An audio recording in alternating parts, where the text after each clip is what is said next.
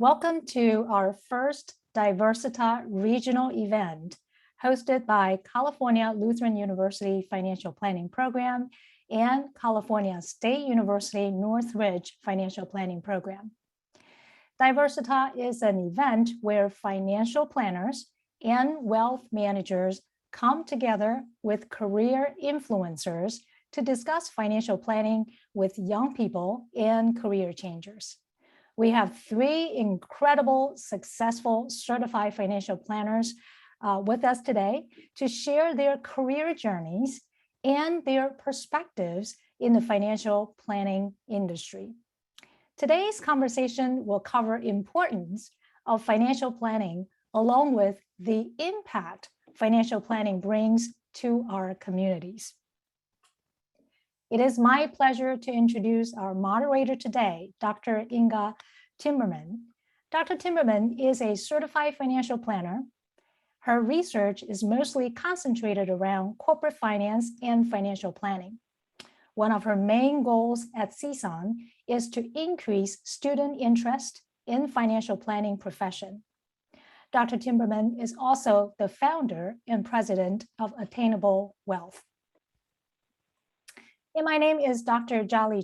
I am a director of the financial planning program at California Lutheran University.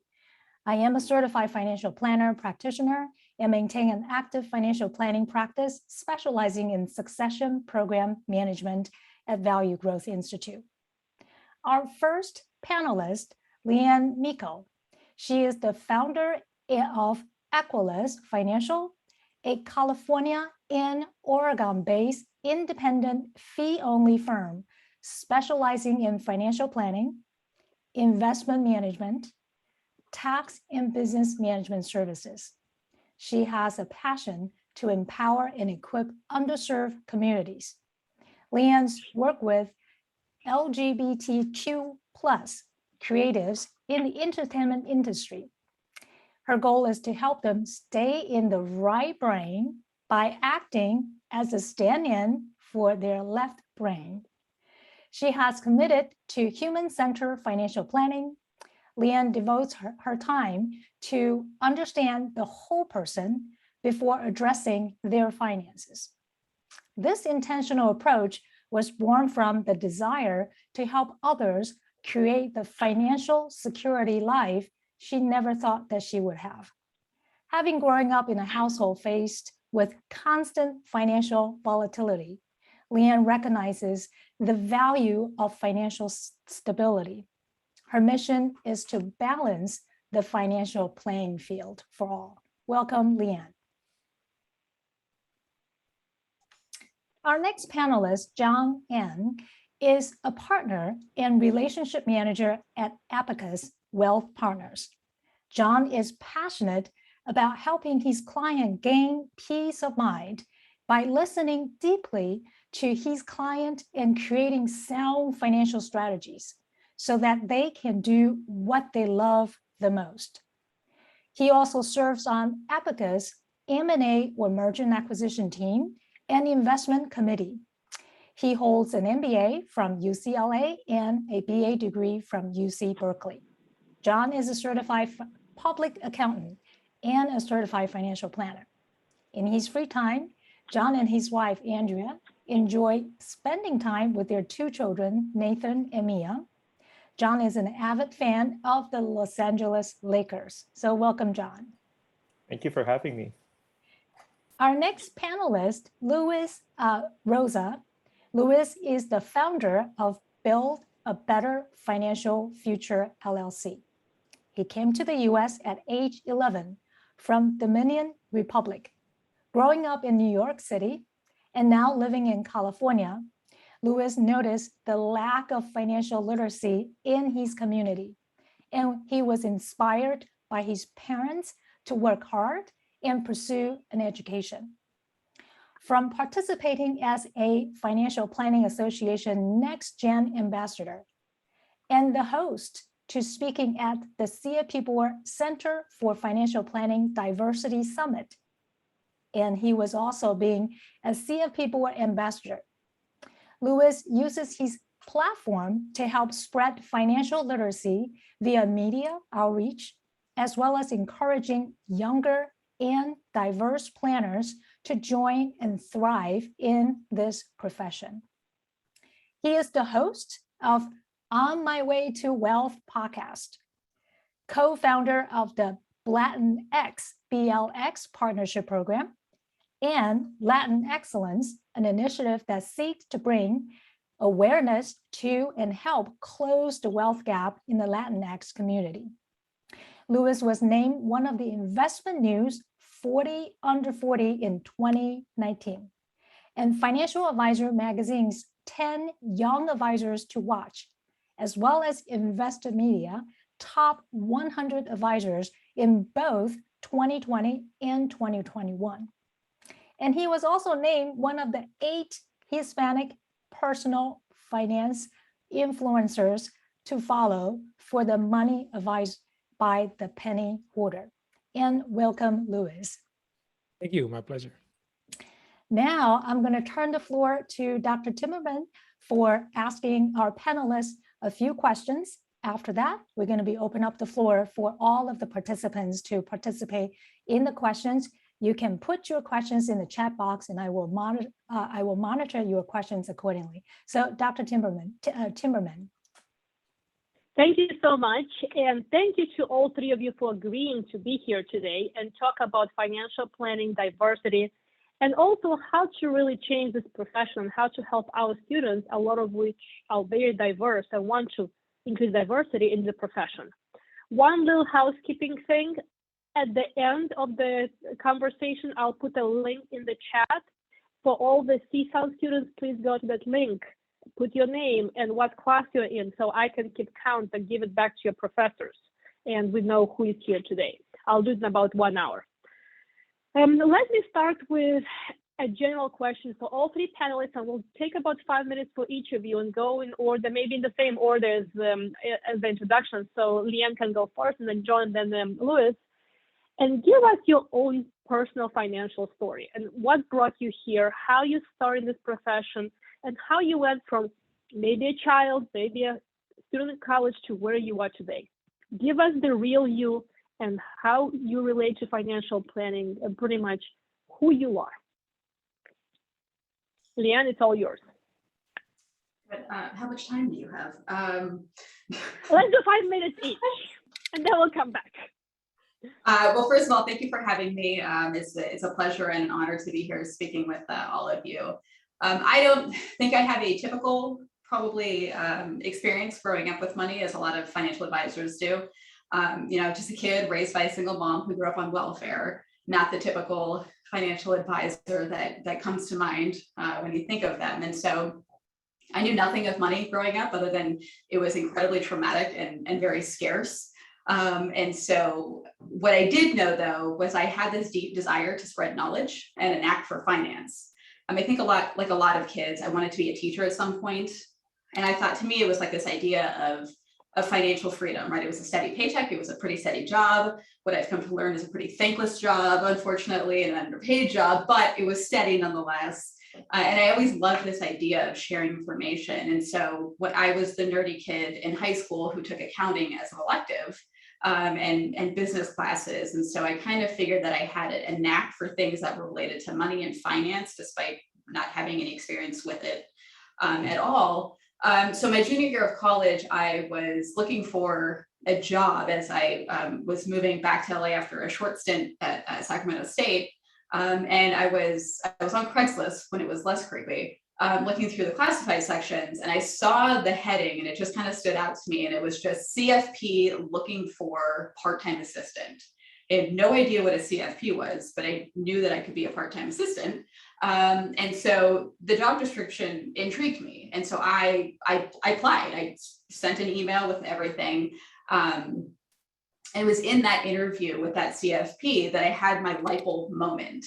As she was, explaining what she does, how she works with clients, it was just like that, aha, the holy grail, this is the thing, right? It's got to do with money and finance, something I think I've got a natural inclination for.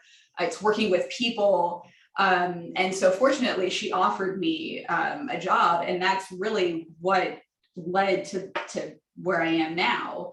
And so I spent the next 10 years working at 3 different firms, and it's like Goldilocks to some extent. It was, really great firms, not so great firms, learned kind of the type of advisor I wanted to be, the type of advisor I didn't want to be.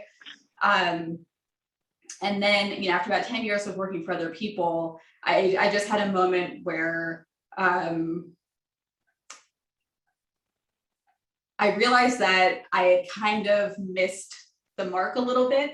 And so I pursued a succession plan with a mentor of mine. And unfortunately, like what I'm finding is a lot of younger advisors, is it blew up in horrific fashion in an instant. And that left me kind of in a position of wondering what my next step was in the industry. I had too much experience to go in as an entry level, but I didn't have a client base. I didn't have anyone to bring with me to a new firm. So I was in this weird spot where no one was going to hire me kind of given my skill level, but also no one was going to hire me without bringing in revenue. And so that's when I decided to start my own firm.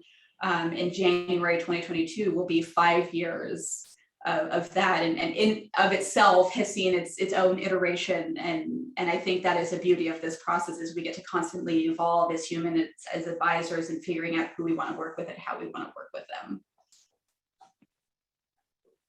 The end. Thank you very much. You made it in 4 minutes. There you go. That was very interesting. I didn't know some of this stuff about you, and I think it's really great and so relatable to some people, because there is this perception that you just wake up one day, or you grew up knowing this is what you're going to do in life. And the reality is most people don't know what CFP is until they're starting to look for one. So great. Thank you very much. John, how about you go next? Thank you. It's so funny that you mentioned that, because that's actually how I kind of found financial planning as a profession. Is I was looking for one.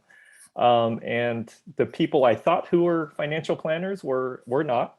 We'll leave it at that. And then, I just happened to find someone who introduced me to the profession of financial planning. So by background, I'm a little similar to Leanne. I had a circuitous path to financial planning. So I started off my career in accounting. And, I spent a little over a decade in accounting. You can tell from my CPA background. It's interesting. What I found is I was an accountant. I was successful. I was climbing the ladder, so to speak, and, was making good money.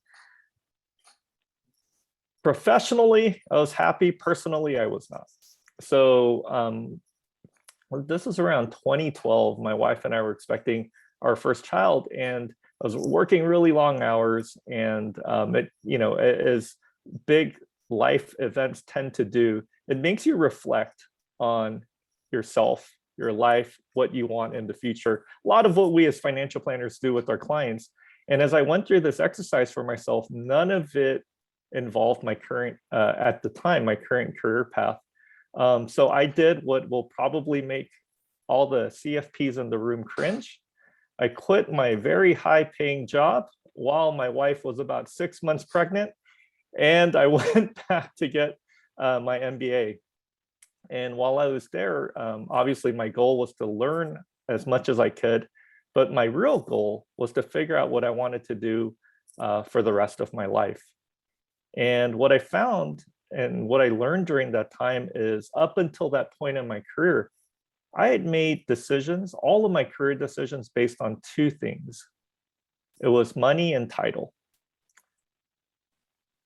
Lo and behold, you'll probably learn, or you probably may already realize, that's the wrong way to approach major life decisions, money and title.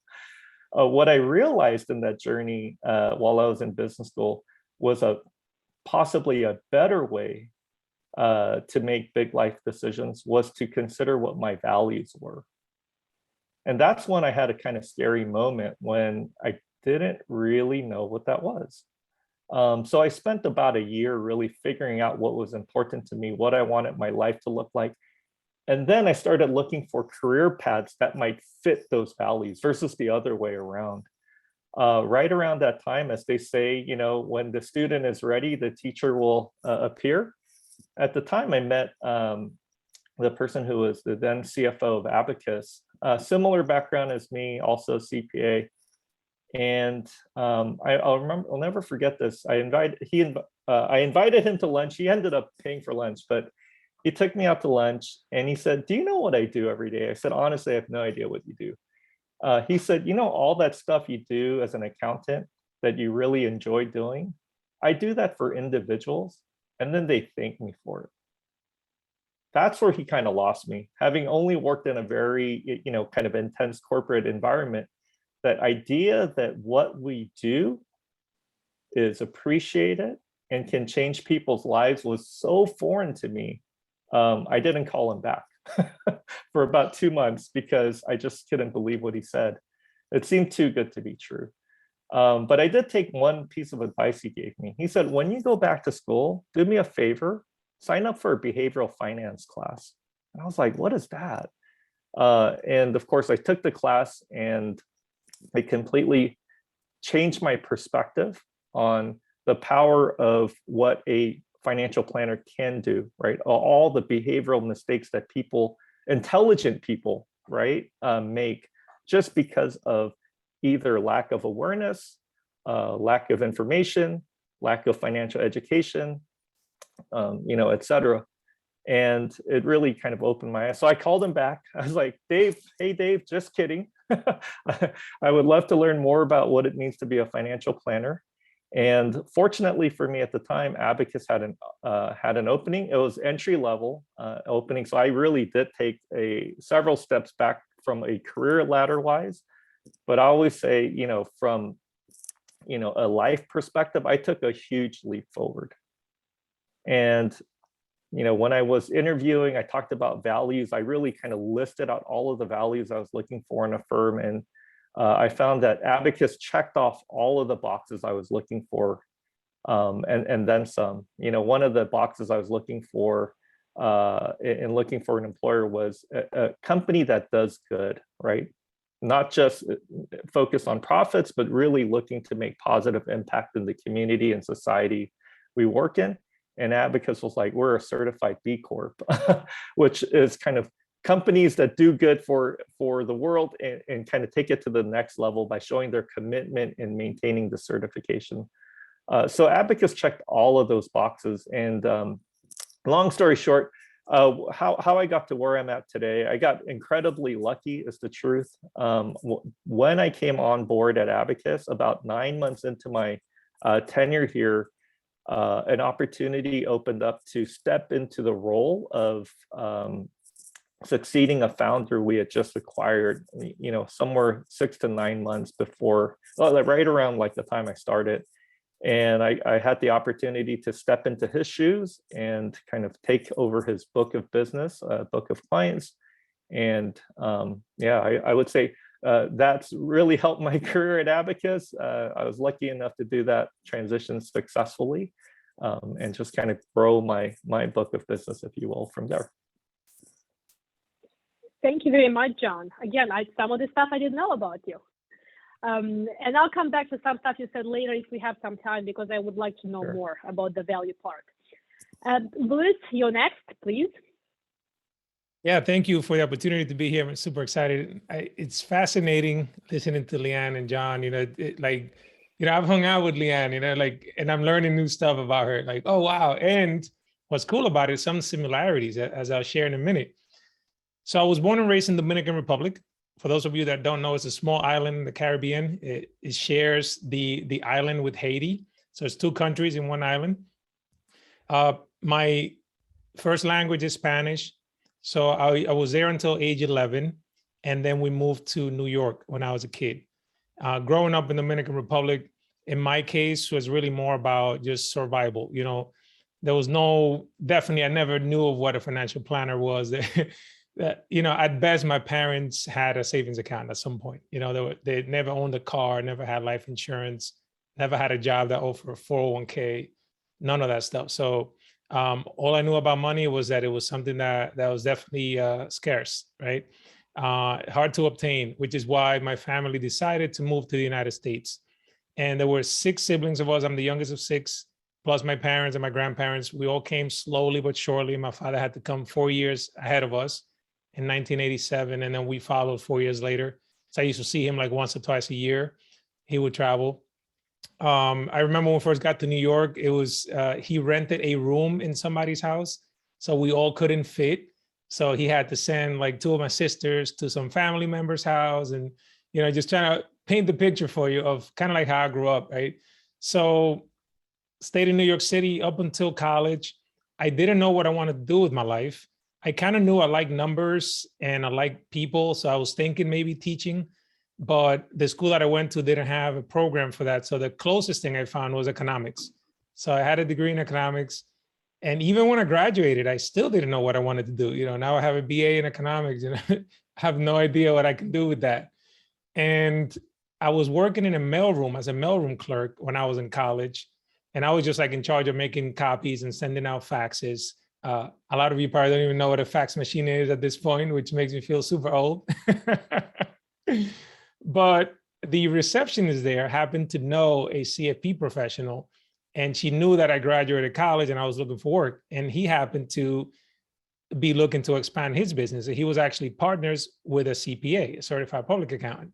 So I had a meeting with him at Yankee Stadium, and we kind of just decided I was going to work for him part-time. I still didn't know what he did for a living, but he couldn't afford to pay me full-time. So I stayed at the law firm with my college degree at the mailroom, working from 8:30 to 4:30, and then driving down to the Bronx to go to his office from 5:30 to like 9:30 or 10 at night.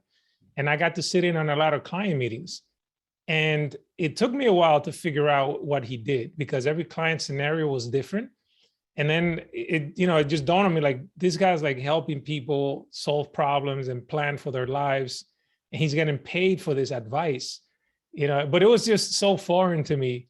It's definitely something I had never even seen. And my school didn't offer a financial planning program either. So it was just complete foreign concept to me. So eventually he was able to hire me full time.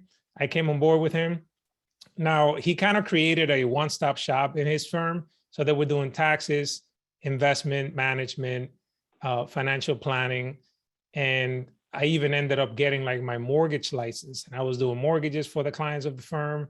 I got to have my life insurance license, property and casualty. So at some point I was like selling homeowners and auto insurance. So it's pretty good background to obtain later on as a CFP, to kind of have all that background. So I worked for him for 15 years.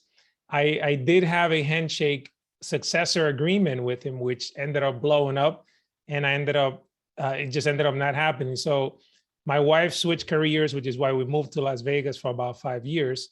And at that point, I was kind of coasting. I found myself in similar situation as Leanne. I was like 15 years experience, no book of business. And it was like, who's going to hire me, right? Because I'm like overqualified to some degree, but at the same time, I don't have any revenue that I'm bringing to a firm. So I'm like, who's going to hire me? So I kind of coasted in 2 different firms for a little bit with some of the clients that followed me from the old firm. And then eventually I just decided to launch my own firm while I was in Nevada, which got approved right in the middle of the pandemic on April of 2020. So an exciting time to launch a financial planning firm. And it's been over a year now. And right now it's just me. And I also hired my last intern from the Blx Internship Program part-time. He's still a student at the University of Washington, but it's been quite the journey. But the main reason I launched my own firm was because I kind of felt like there was no place for me in the industry that I knew, particularly because most of what I saw was geared toward working with people who already had accumulated a lot of money. And the relationship usually started with managing those assets and then giving them advice as a result of that relationship. But my peers like myself, or people who are the first ones in their house to get a job with a 401k and buying homes for the first time, everybody was just missing out on that advice because there was no money to manage. So I wanted to work with my peers. And that's what I'm doing now. Most of my clients are in their 30s, 40s, early 50s, who are still accumulating and not necessarily like retired with a whole bunch of money. Yeah, so in a nutshell, and here I am. Thank you very much. All 3 of your stories are fascinating. I'm going to switch gears just a little bit and do a very general, like textbook type answer, because I'm always curious what people say. We have a lot of conversation about equity and diversity and how many boxes people check and where, but really, what is diversity and inclusion to you personally? When you think about that, what do you think? And maybe this time around, we'll do it from John, Louis, and back to Leon. So John, you go first. All right. Well, thank you. Thank you for the question. This is probably my favorite question in financial planning. It's one of my favorite questions because for me, diversity, equity, and inclusion really means innovation. And if I could share a story about a person named, non-financial planning related story, it's about a guy named Anthony Mays.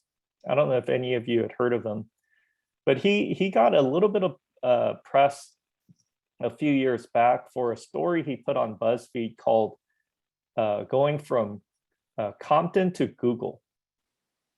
And he talks about his journey kind of from going from Compton, growing up in Compton, and making it to Google. He has a computer science degree from UC Irvine. What fascinated me about his story was not just the journey, but an experience he had when he got to Google. So I had the privilege of hearing him speak at an event I attended, and he shared the story about Google Photos. I'm sure many of you use Google Photos today, but there was a point where Google Photos was not looking to be the successful product they all thought it was going to be. So what happened when he got to the team was he found that, they were testing the product, and everything looked fine, and they were just puzzled at why more people weren't using Google Photos. Well, he shows up and he tests it on himself. He's obviously African-American, darker complexion, and he found it didn't work for people with dark complexion. And he observed when he looked around the room, no one had a dark complexion. And long story short, they adapted the product to not just accommodate darker complexions, but all complexions. And, I'm sure there was many other components of what made Google Photos successful, but that innovation that can only come through diversity of thought, diversity of experience, to me is absolutely fascinating, right? And it really shows for me how we as a financial planning profession can learn from that and apply it to our own profession, where so much of what we do is more about people than simply about the numbers. So that's what diverse DEI means for me. Thank you, John. How about you, Louis? When you think about diversity, inclusion, and equity, what do you think about? Yeah, I think about how they interconnect. And in this context, I feel like if you pick them apart, you can have one without the other, but then you don't get the intended goal. I remember some of you might have seen this. It was basically a graphic. It showed three people behind a fence trying to watch a baseball game, and the fence was like a wooden fence, so you could only see if your head was over the fence. And it was very interesting to me because it had somebody who was tall enough, like me, I'm 6'4", they were able to just see the game, just standing right behind the fence. And then there were two people that looked like kids next to him who were much shorter, and they couldn't see the game. And some of them needed like these wooden crates to be able to stand on to then be able to be tall enough to see the game. And that resonated with me because sometimes we think of like equality, for example, and if everybody just got one crate, it doesn't mean that they could have been able to see the game anyway, because some of them were just shorter. So it makes me think of people that already have a disadvantage because of, whether it's like injustices within the system itself, et cetera. So I think of diversity, equity, and inclusion as a team of things that work together to achieve the end goal of having social justice, right? You could be diverse in a company, for example, or an institution and not be inclusive, so you don't want to, like you said at the beginning, just check a box. I think of having the diversity, but also making those people feel included. in there and be provided with the tools to also succeed at whatever role that they've been hired for in that organization. So I think of it as a collective when I think of them, and just to make sure that if all three are there, then you're going to get the intended result. Thank you very much. Leanne, how about you? Yeah, I kind of want to just dovetail on what Luis just said, right? It's like having a diverse workforce is absolutely useless if a company doesn't actually acknowledge or respect the different perspectives. Inclusion, right, is what helps to validate and incorporate those different perspectives and to help avoid groupthink, which is how we end up in really crappy situations. The same people thinking the same exact way, not realizing there's a world outside of their own thought, right? And that idea creates a sense of belonging, right, when everyone's heard and listened to. I think it's this idea that, there isn't a one size fits all type of need or solution in our industry. Like everyone, there are varying needs and there are varying solutions. And I think by and large, the tradition is to focus on one type of client with one type of specific need and one solution, right? And what that does is it removes access to everyone else who doesn't fit in that nice little box.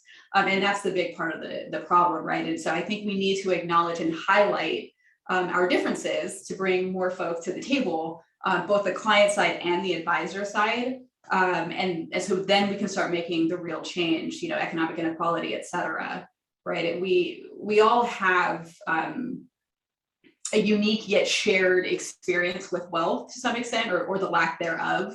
And I think representation is vital to balancing the playing field, seeing people who are like you, who've gone through similar circumstances as you. And from my experience, I can say that many of my clients come from similar financially insecure backgrounds, be it due to their sexual orientation, their gender, their race, et cetera. And they've long avoided or put off reaching out to someone for fear of, shame or judgment. And that's a big part of it, right? When you see someone who looks like you, who has similar circumstances as you, you're more inclined to trust them or take the leap, a tiny step in that direction. And I'd say that the majority of people who reach out to me are pretty vocal about why they did. And it's because my story resonated with them, because they've never seen someone like me or who's had an experience like me and thought that I would be a safe space for them. And I cherish that opportunity to be that for them. And I think that's why we need to have more diversity and inclusion, is to create those opportunities to connect clients with the professionals. Thank you very much. And well, I'll save my follow-up for later. Let me go through my list to make sure we touch all of those. And I'm going to go a little bit kind of piggyback on this question, but shifting specifically to the financial planning industry. So what is your opinion about the diversity in the financial planning industry? Because depending where you go, you see different numbers and different perspectives. And second part is, what would you like to see differently, if anything? And let's do Luis first this time around, then John, and then back to Leon.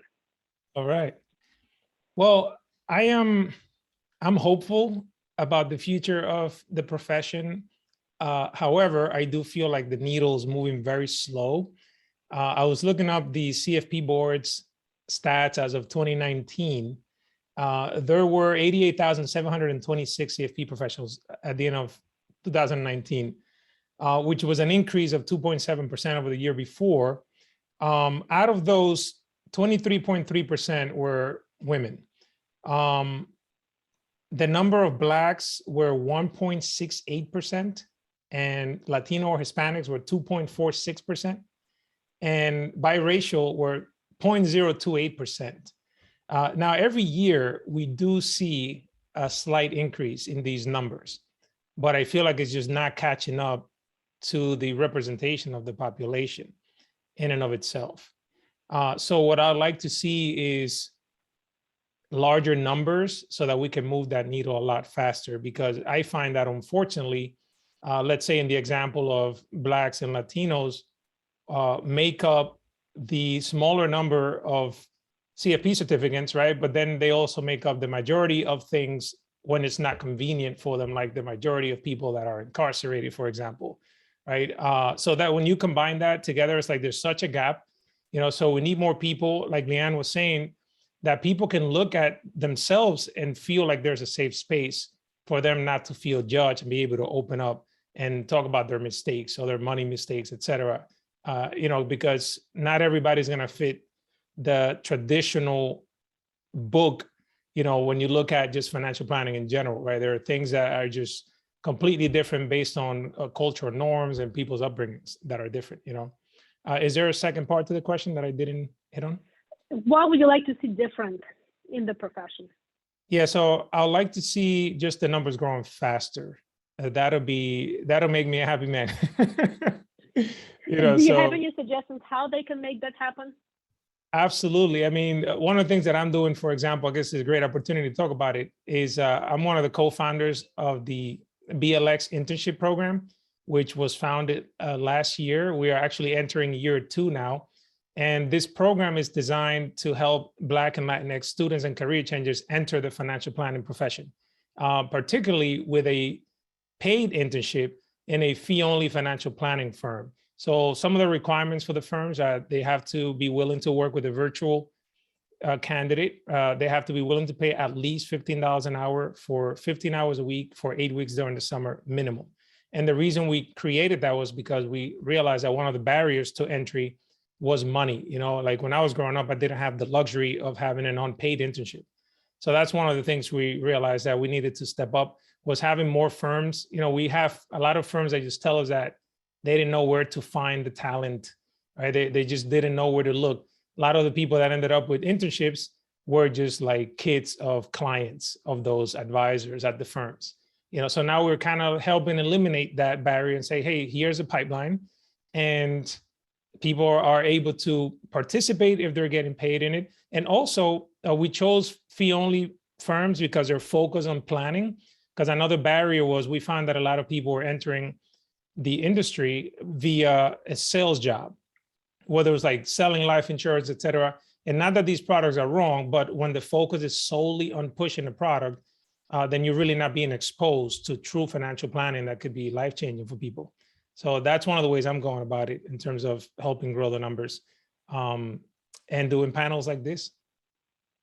Well, that's I was going to ask you separately about the internship, but now we're on the topic, so might as well.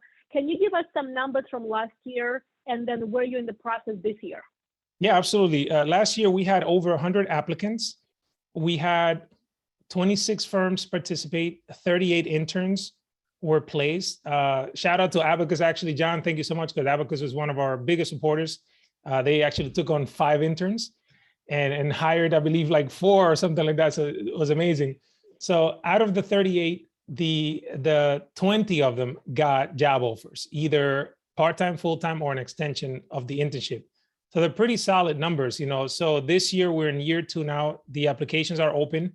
You can go to blxinternship.org. I'll put it in the chat as well. From November 1st to December 20th.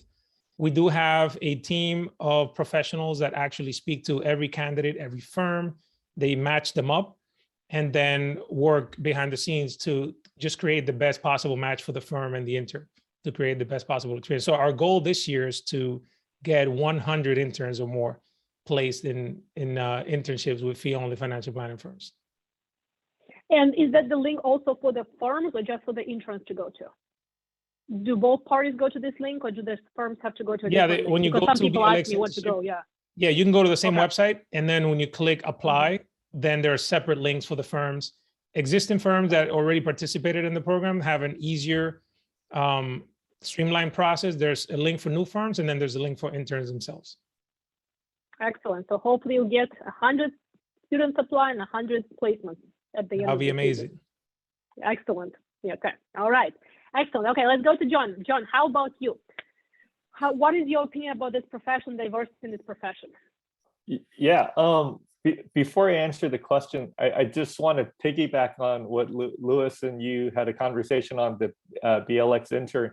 We loved our interns. It was an amazing experience. I hope for the interns as well, Louis, but for the advisors at our firm, it was an amazing experience for us to have interns. We had never had an internship program at Abacus before. And this, and I use this word in a good way, it forced us to have one, and it forced us to have one in a diverse way. And I feel like we're all better off because of it. And I'm looking forward to season 2. So in terms of the profession, I kind of share Lewis's opinion that I would love to see the numbers change faster. But I think we all realize that's going to take time, right? It's programs like the Blx Internship that's going to start moving the needle and changing the demographics. But when you look at the demographics, as Lewis pointed out, roughly 85% of the profession is white. And a little more than half of that is white male over the age of 50. That's going to take a long time to change. And I think it's really kind of through programs such as the Blx Internship that is really going to help us move that tide. The other thing I think will help in terms of changing the landscape that we have today from a diversity perspective is the changing demographics. So we've probably all seen the study that says the US will become a minority majority country by 2050. I live in California. California already is. And you'll notice in a lot of the demographics, we have some of the more diverse financial planners in our state as well. And I think what you will realize, or you'll kind of quickly kind of see, is that firm owners are business people, and business people, successful ones at least, identify, recognize, and can address a need in the marketplace. And I think when you look at the changing demographic of our country, a need in the marketplace is going to be the ability of financial planning firm owners to service diverse clientele. And one of the areas that I would love to see kind of in that trajectory, and something I would love to see changing in the industry, in addition to more diverse financial planners in the profession, and ultimately more diverse clients as financial planning clients, but it's also the ability to provide financial planning in different languages. One of the biggest drivers of the demographic change is immigration. And a large driver of immigration into the United States is loosely categorized as Asian American.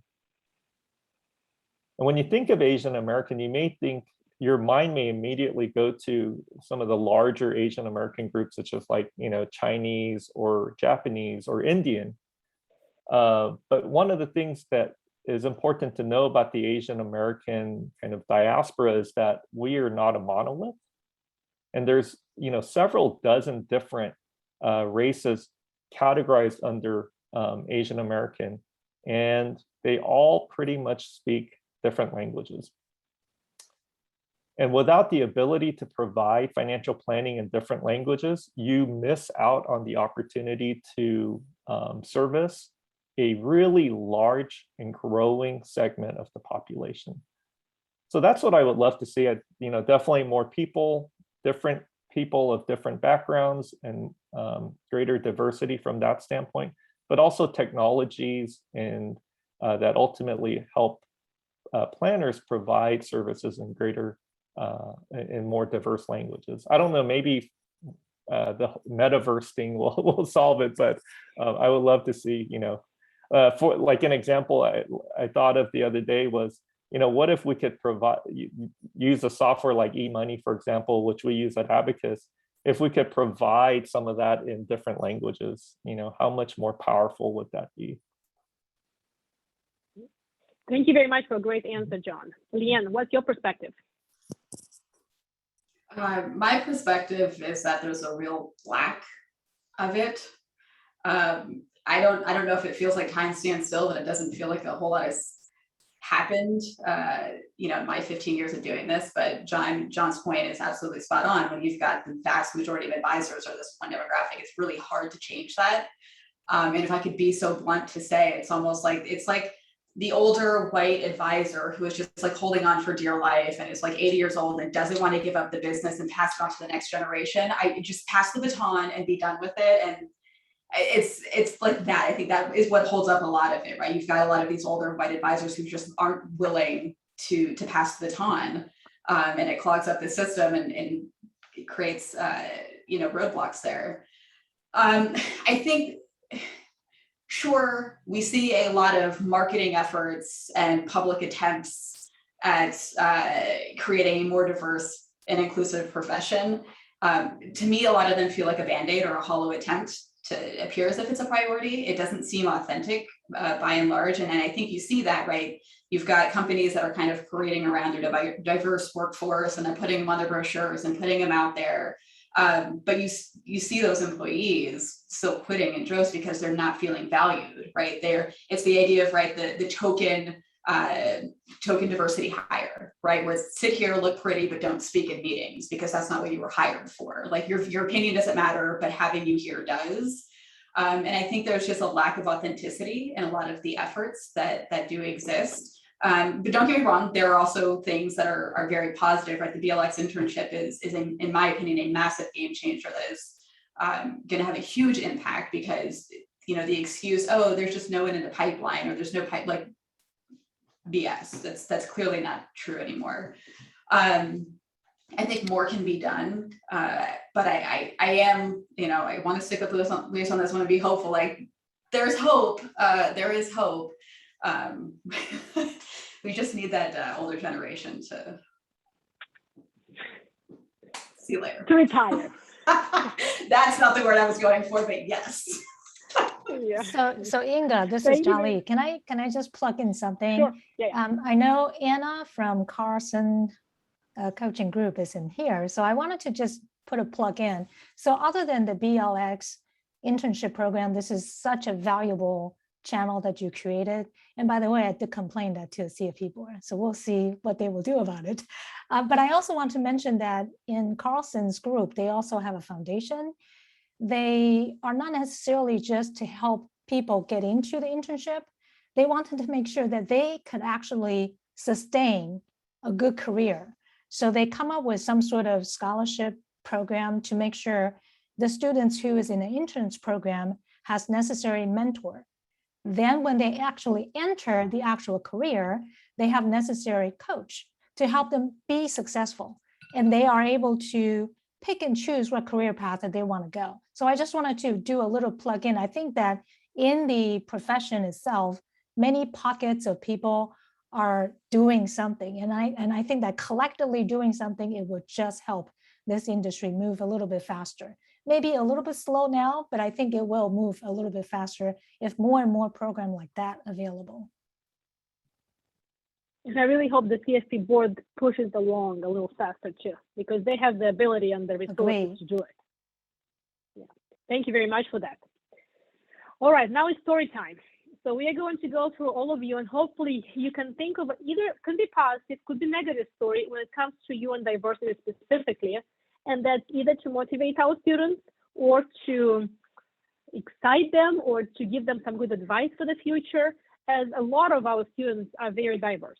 And diverse not just in their ethnic background, but also where they come from, who they interact with. So it'll be great if you can think of maybe a personal story in your own life, specifically when it comes to financial planning, but doesn't have to be in your professional career, that can tell us or can teach us something about diversity. Who wants to go first? I'll leave this one open. I'll go first. Go ahead. I think the story is my own. It was maybe self-imposed, I don't know, but I felt like I couldn't provide any value to somebody that had money. I was actually scared to speak to people with money, even having the knowledge of having gone through a financial planning program, just because I didn't grow up with it, right? Maybe at times when I first got started, I myself was still in credit card and student loan debt, and there was definitely some sort of like fear within me.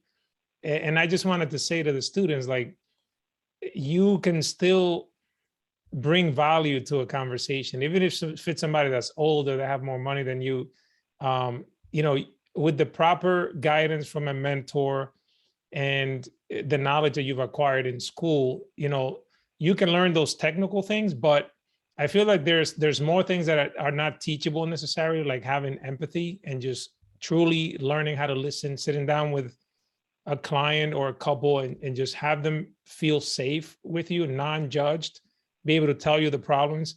You can always do research and ask somebody else in your firm, et cetera, and find out the best strategies to help with their goals. But I feel like if you like working with people and you have that love for having the ability to change somebody's life, this is a great career path.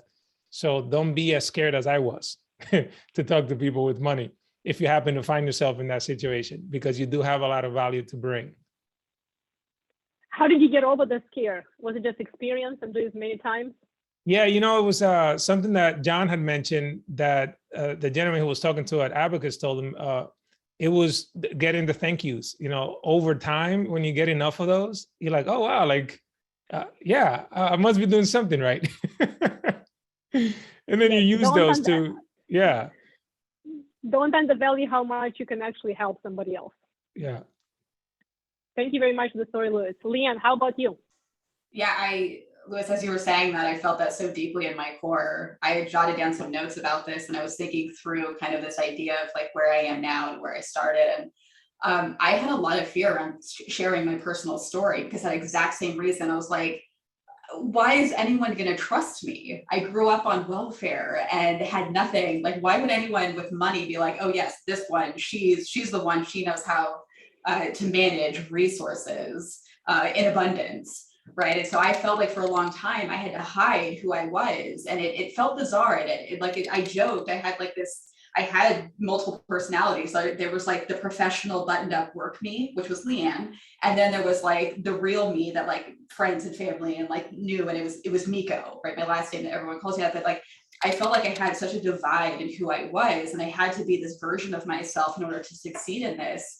And I think through a couple of opportunities that I'm so grateful for, I started sharing my story little by little, and oh my God, did it change my world, like my business, my personal life, my professional life, and just getting my story out there and talking to people and seeing that like all of that fear was self-imposed, as Lee said, it's like, I did that because I had this conception of like what people were going to think because I was different, right? Because of what made me different than the typical advisor. I thought that was going to be a detractor for my career, and it was going to hold me back.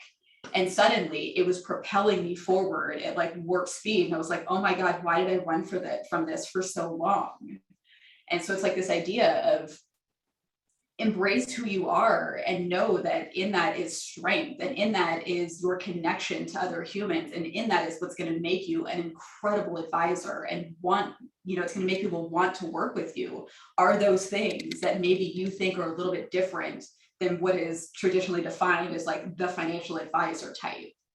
I think for me, right, I'm a white woman that comes with a lot of privilege. I fully recognize that, but and what also works in my favor is that I am straight passing, right? This idea that for most part, people think that I'm straight. So there's an element of privilege that comes along with that.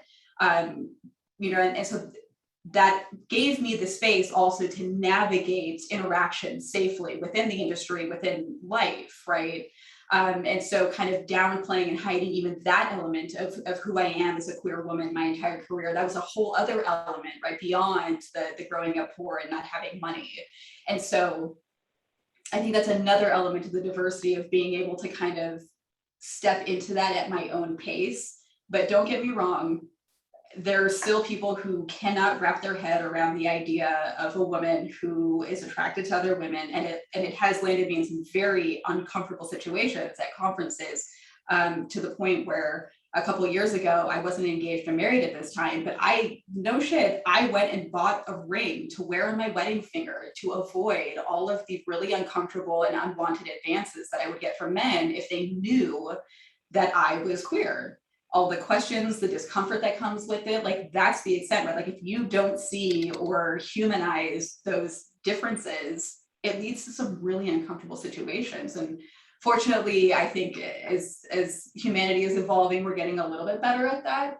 But it's still something I struggle with in terms of when I go to conferences, what information I disclose and what situations I I have to avoid and not put myself in because of that element of who I am.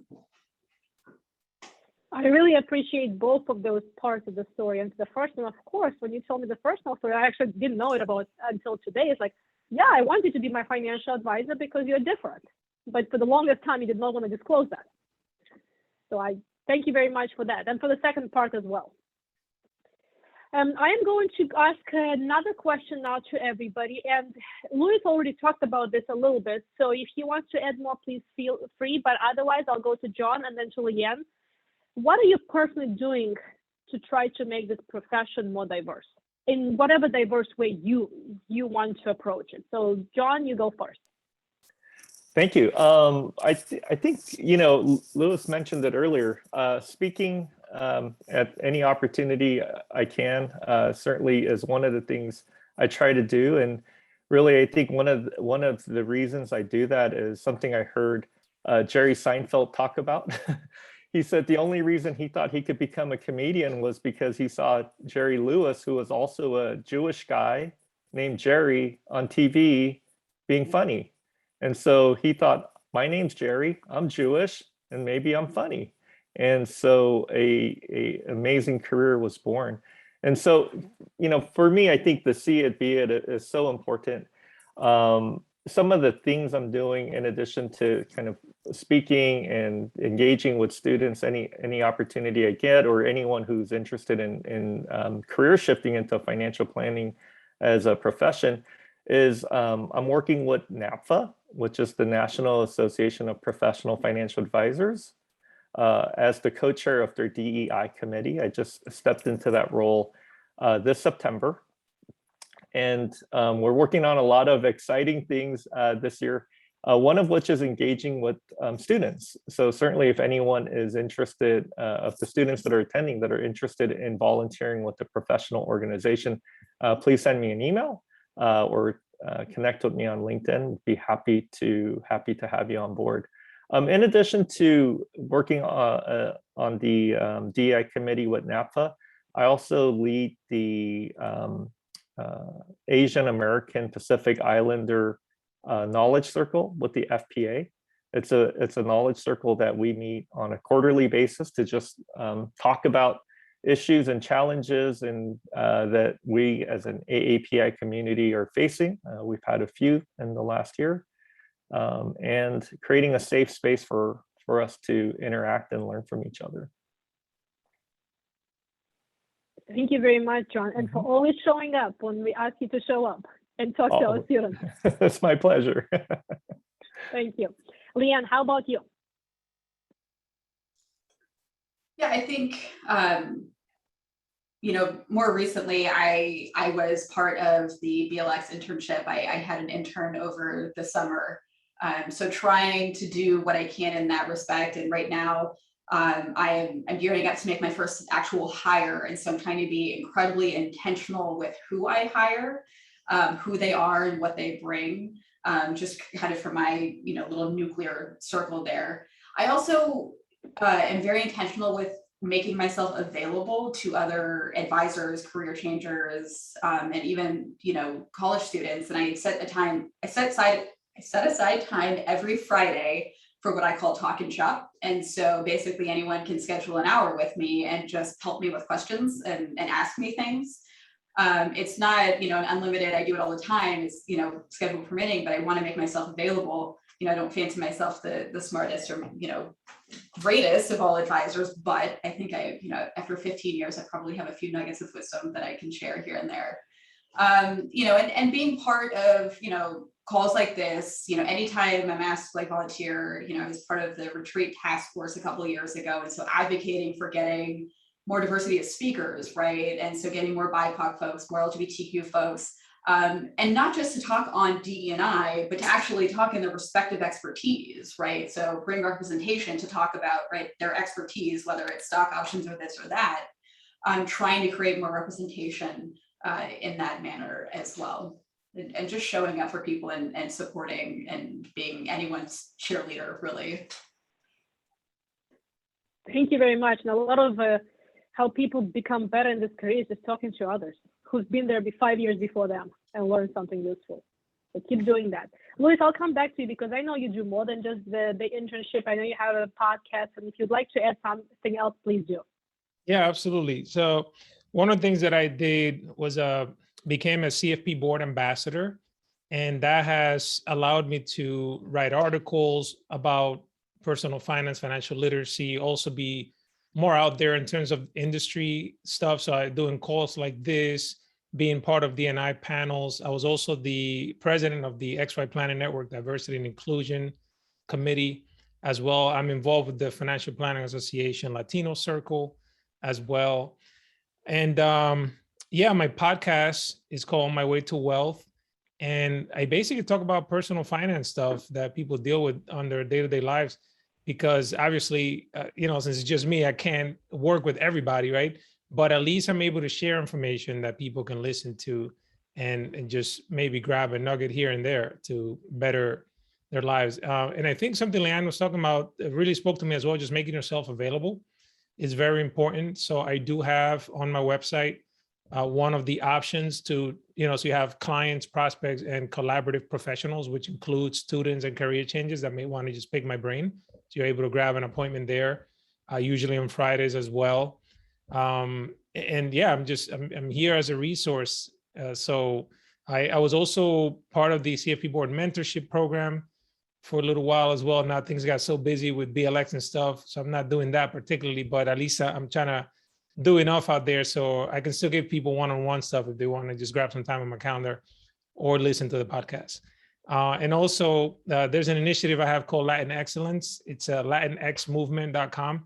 And it's just to bring awareness about the wealth gap in the United States, in the Latino population specifically, right? And it just kind of make people part of a movement. Eventually, once it grows, people can buy t-shirts and mugs and stuff, eventually work with organizations that kind of highlight and also help narrow that wealth gap, so it's so like full circle, right? So attacking it from the personal consumer side and then also helping people get in the industry. And hopefully between those two and the great work that my colleagues are doing as well, we can move that needle. So Inga, can I just do a real quick plug-in on what Luis was talking about regarding about the wealth gap? So at the California Lutheran University, we have a economic center, and we are in the US, the only university that's jointly doing the research about the Latinx GDP. And so we actually have data can support you. So let's connect afterwards, because I think that those data points might be able to kind of help people see what that gap is and what to do about it. Thank you. And they are part of the Wall Street Journal's, one of the two of the economists in our university actually are 2 out of the 90 economists in the Wall Street Journal on the economist forecast, if you will. So hopefully those data points will be able to help your group get closer. I would love that. Thank you. Thank you, Chia-Li. And I'm also just want to say thank you for all 3 of you for doing all this good work. And I'm very happy you're so young and you got about 40 more years to go to do it. So keep it up. Okay, one more question on the diversity side. We invited all of you because in some way you're different. And it doesn't necessarily have to be about your something in your background is different. Do you think this is an asset or liability in a financial or in a career in general, and specifically in a financial planning career? Not just student, but in general, being different, being diverse, does it come as an asset or a liability? Because I have this conversation all the time with people who tell me, well, I'm different, I cannot fit in, what do I do? Luis, you want to start first? You're still on the screen, so you can go first. All right. I think it can be both, and it's based on how you perceive it. Because, like in my case, right, I was afraid. I was like, I didn't know about money growing up like this. And yeah, just because I took a couple of classes and passed the test, I still felt like I couldn't really bring anything of value to the table. But, something Leanne was saying that really spoke to me as well was like, from the perspective of people hiring me as a financial planner, some people are actually seeking me out specifically because my story resonates with them. So it is an advantage. And to give you another example, I was thinking in my case, right, I speak Spanish. There aren't that many Spanish speaking CFP professionals as a percentage, right? And then most of them probably don't have their own firms like mine, right? So they probably work for a broker dealer or something. They might not have as much flexibility as to the types of people that they work with. So a lot of people kept always telling me, like, you should lean in on the fact that you speak Spanish, kind of like, you know, I just didn't want to box myself in a corner and be like, hey, I'm like the Spanish speaking Latino CFP professional, right? But I'm beginning to see it more as an advantage than putting myself in a corner, you know, something that I could really lean into because it is rather unique. So anytime you can have a unique set of skills, a unique perspective, a unique background, it really will give you the leg up, you know, as opposed to just being like everybody else. So if you see it as an advantage, it will become that for sure. Thank you very much for that. John, how about you? Yeah, really similar to Louis. I think when I heard your question, I really think it's everyone's personal job to figure out how their difference can become an asset, right? If you don't do anything about it, it will definitely be a liability. And I love kind of the story Leanne shared, where, you know, she kind of had this aha moment where she realized authenticity was going to take her way further in life than keeping the mask on. You know, and I think all three of us probably have experienced that at some point. And for myself, I mean, I remember, you know, I was standing at a valet parking, you know, after an event, just waiting to get my car. And I was standing next to an executive of the bank I was working at. And, you know, just out of the blue, he goes to me, he goes, that kid right there, he's going to go far here because he looks just like my nephew.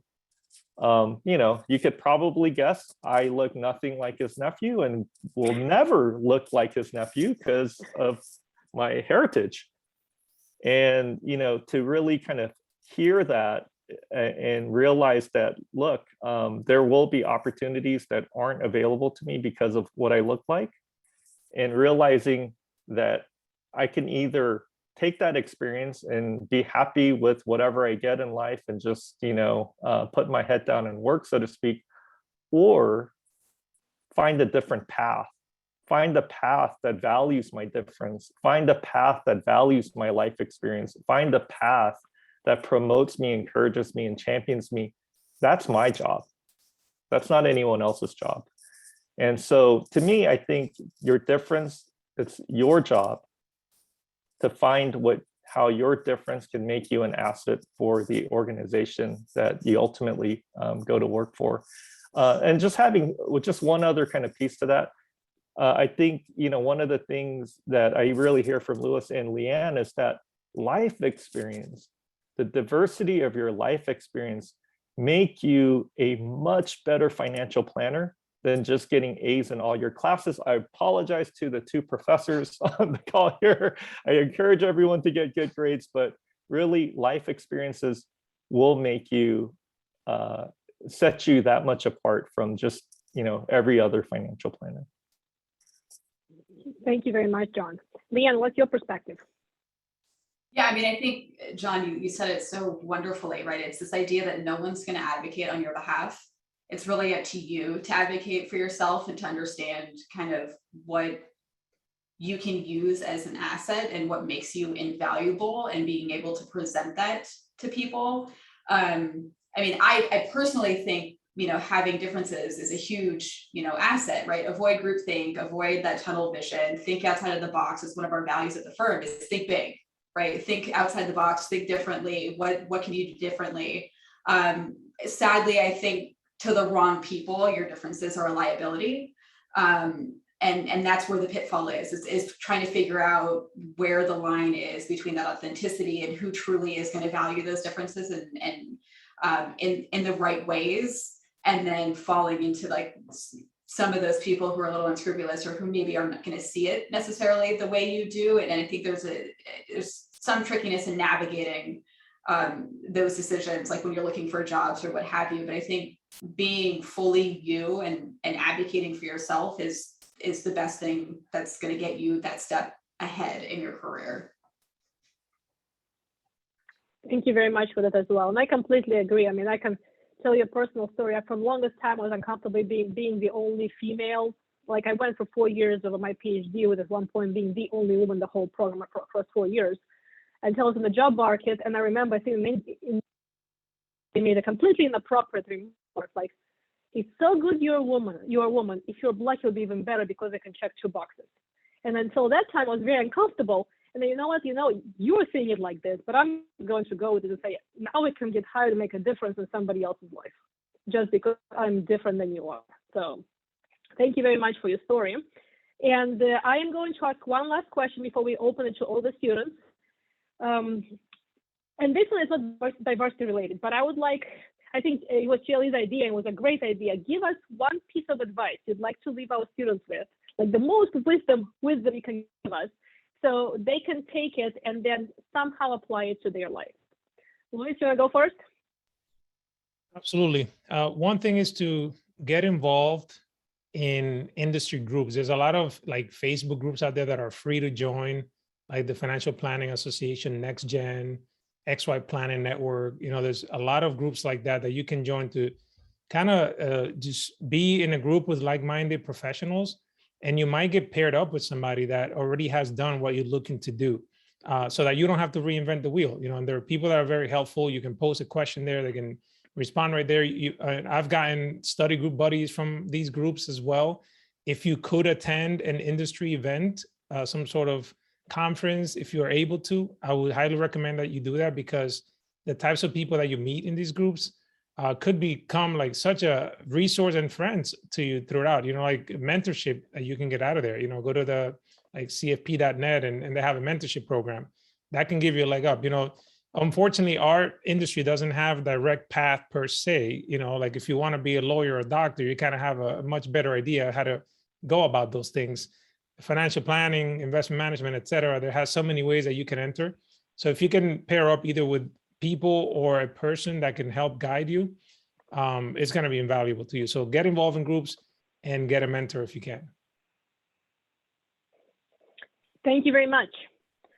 Let's see. I have too many tabs open now because Anna, thank you very much for your link. So if you'd like to join the Facebook Activate group, Anna put it in the link, and please do.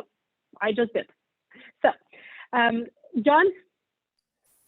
Yeah, I think the one piece of advice I would give is to start with your values. As we kind of talked about in the asset liability question, your career is not a spectator sport, right? It's completely in your control. And I think to the extent you could get very clear on what your values are, and then find those people that share your values, find the people who believe what you believe and can help you reach your goals faster, will dramatically change your career trajectory than joining a large, a firm with a big name or a good reputation. Aligning yourself with the right people who share your beliefs and can help you grow. As Louis said, having a mentor, I think, can do more for your career than any other, firm name or training program that you can enter. Do you have any idea, John, how to start about identifying your values? Yeah, definitely. For me, it was about really taking the time to intentionally think about what is important to me. One thing that really helped was going from a high level of income to zero overnight and saying, okay, I don't have a paycheck coming in next week. What's important to me? What do I want to do? Who do I want to spend my time with? Who do I love? And I really just started from there to figure out what my values were. And then it just kind of, everything fell down the line.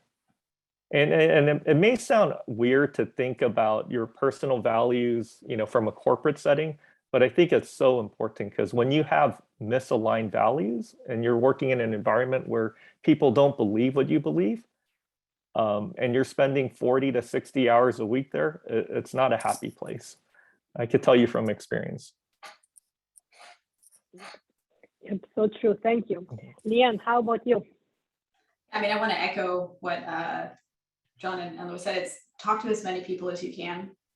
gain perspective from every angle, every nook and cranny of this profession, because there is no one right way to exist in it. You know, I could say 10 years ago, firms like mine and Lewis's, like, they didn't exist, right? We're seeing this emergence. There's new fee models, there's new services, there's new ways that we can work with people that are, you know, not the typical mold of a $1 million portfolio, 1% of assets under management. There's so many creative ways that we can work with people and offer services and shepherd in this new generation of values aligned financial planning, quite frankly. Using John's point, like, that is a huge thing, right? That values component, you know, what type of advisor do you want to be? What type of clients do you want to work with? How do you want to work with those clients? You know, what impact do you want to have on this profession? Those are big questions. And the more perspective you can get with the more people and doing different things, like the earlier in your career, you're going to be able to figure out the answers to those questions that it's taken some of us, you know, 10, 15 years to really figure out. Soft skills. I would scream this from the rooftop if I could. That is the one thing I dearly regret early in my career, is it took me 10 years in to even think about the soft skill side of things. I was so locked in on the technical things. I could do anything. Ask me to talk to another human about it though, and all bets were off. Like, I was useless. It was not. And so I definitely had to go through a lot. I'm still going through it, you know, trying to hone those skills and become a master at empathetic listening and asking open-ended questions and having those conversations. But it's also improving because I'm continuing to talk to people, my colleagues, my peers, other people. It's a never-ending conversation to evolve as an advisor, as a human. They're one and the same. And the other thing, hire a business coach early. It's an investment and it will pay off leaps and bounds. Thank you. That's great advice from all three of you. We have about 10 minutes, so I'm going to open to students. And Chia-Li, if you want to moderate, that will be great. Any students have any questions, diversity or just financial planning related to the three panelists we had today? Because we had three awesome people.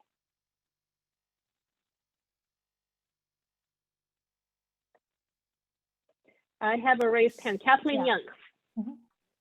Hi. So I love hearing, you know, your diverse backgrounds and how you came into the field. And I love what one of you said about, you know, your career is not a spectator sport, that there's so many different ways you can sort of figure out your path and like where you belong in the field. So kind of where I'm at is seeing all these different options, and there's so much to learn and so many different ways to go. How do you narrow that down when you're at that point where you need to sort of pick and choose what to focus on?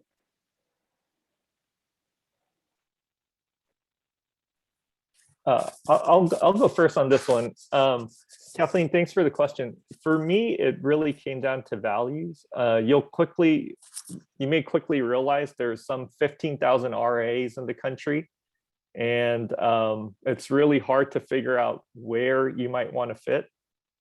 For me, it came down to figuring out what my values were and then Googling those terms, right? Values alignment, as Leanne said, and Googling those terms in conjunction with financial planning to see what kind of pops up for you and to see if you could find a firm that aligns with you. The other way to do it is depending, you know, a lot of firms are going virtual now, but if you go on like the NAPFA website, for example, it's napfa.org, you can search for fee-only firms in your area, and that could narrow down that field a lot. And then you could click on the firms and say, hey, which ones really kind of resonate with you? And, and then reach out to the firm owners or advisors at the firm to really learn more about them and see if what they say on their website really matches what the people who are working there can tell you about the firm.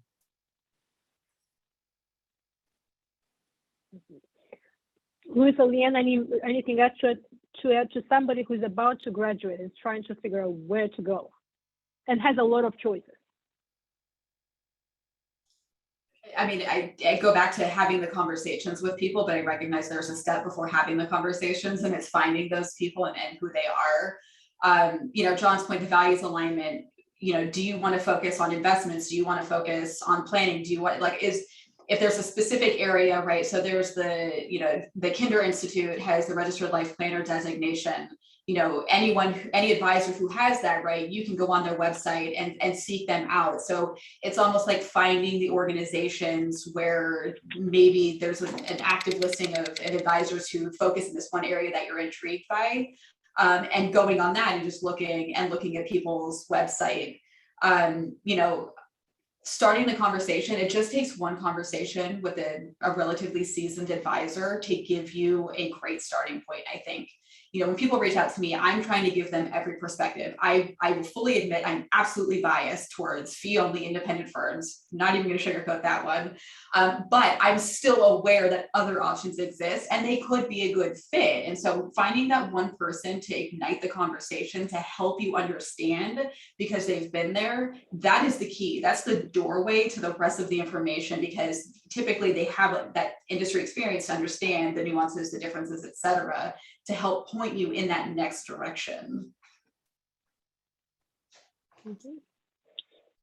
Yeah, I think you will find that a lot of the people in this space, like the fee only, like life planning, like true fiduciary people, right, that truly care about their clients, are very open as well.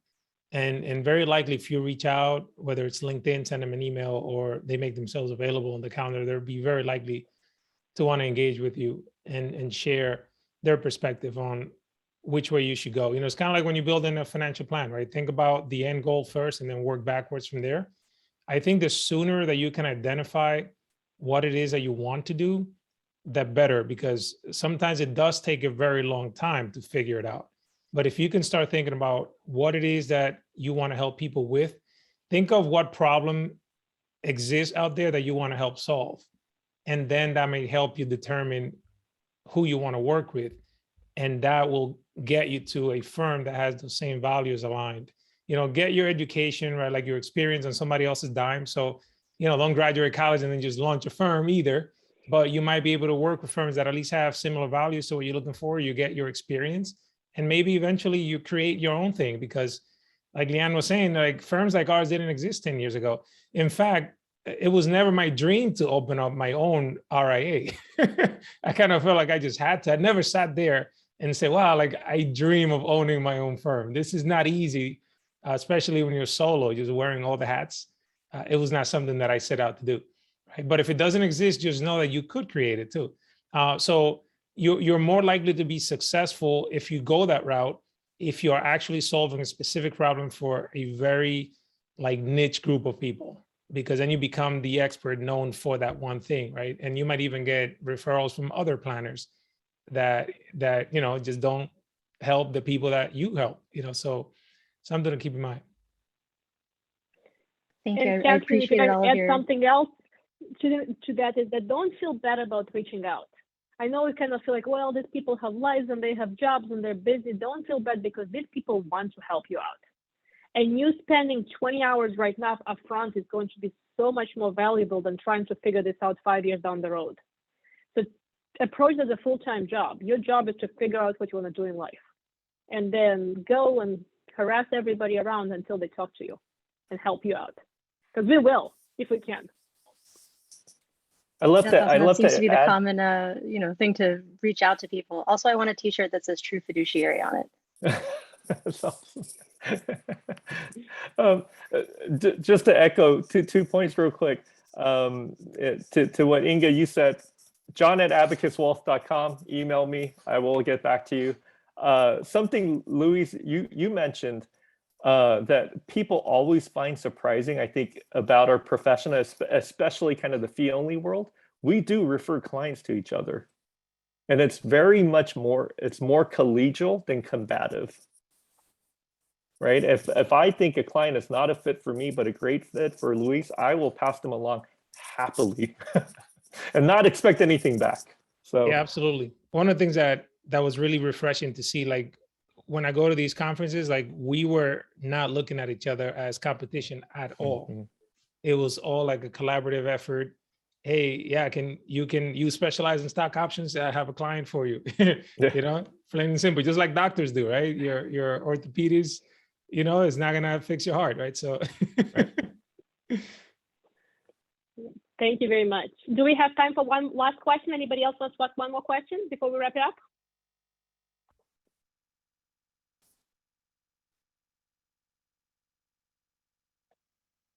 well, in that case, please feel free to reach out if you want to get in contact with our panelists, reach out to them as well. If you're from CSUN, please make sure to complete my little survey. It's in the chat, so I know who came from what class. And thank you all for such a great panel, for being here, for being open and just presenting in a very easygoing way. And Inga, Thank you, everybody. if I could just kind of summarize today's event, I think this is a phenomenal value from all the panelists, including Inga here, that my takeaway includes your career is not a straight shot. And as you hear that all three panelists have various different ways of getting where they are today, actually including me, I wasn't a straight shot into the planning field either. And the other thing that I learned is that opportunities such as Blx Internship, get involved quickly. You just never know who you can be connected through the internship program. And the third things that I learned is that John mentioned about the financial planning in different languages through technologies. And I think that's something so easy can be done, but we kind of in a different business model get caught in that compliance world, but certainly something that we definitely need to take advantage of leveraging the technology. And Leanne, thank you so much for talking about being vulnerable, right? Being authentic about yourself. That really do help connecting with the clients, connecting with others, that future generation coming through this profession. John also mentioned one important point, that is each one of us are a role model in this profession. And being a role model, many of us here are either mentors on the CFP board or FPA. And as you can see that financial planners are helpers. We want to help you. And so even if you don't know what to do, I'm sure that all of us here on the panel will be able to help. And I think it was probably Leanne also mentioned that we are not going to be able to navigate our career by ourselves. Having mentor, having coach, likewise, mentor somebody. And so if you have the opportunity to get receiving mentoring, receiving coaches, mentor and coach someone in the futures as well. I love the fact that Louis has been so busy with the CFP board being the ambassadors and in the FPA Latinx circles and closing that wealth gap. These are all the activities that a role model is setting for the professions. And I love the fact that you mentioned that you use Spanish as an advantage. That's a niche. That's a phenomenal niche to help people who really can get close to your advice. John mentioned about creating that value path. I think that path, that each one of us has a different value, and alignment of the value is really very profound that I found in today's conversation. And your life experience, a diverse life experience, will make you a better planner for your clients. So Inga and Leanne, John, and Louis, thank you so much for showing us the variety of different paths to find your ways. And just like Leanne is saying, that there are so many different business models in this profession. Find the one that speaks truly to you. And we wanted to thank all of our panelists and moderator for today's event. If you need additional information, contact Inga or myself. We can make sure that you get connected properly. Thank you, everybody. Have a good night. Thank you. Thank you very Good night. much. Good night. Bye. Buenas noches.